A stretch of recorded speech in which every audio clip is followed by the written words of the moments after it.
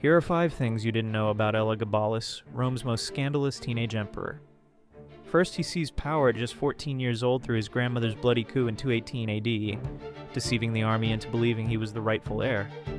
Second, he shocked Rome by marrying a Vestal virgin, breaking sacred law that demanded death for anyone who violated their vows of chastity.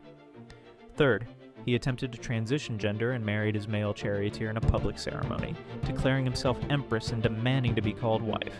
Fourth, he turned imperial palaces into brothels, prostituting himself to random citizens, while trying to replace Jupiter with his Syrian sun god as Rome's supreme deity. Fifth, his 4-year reign of chaos ended when he was just 18.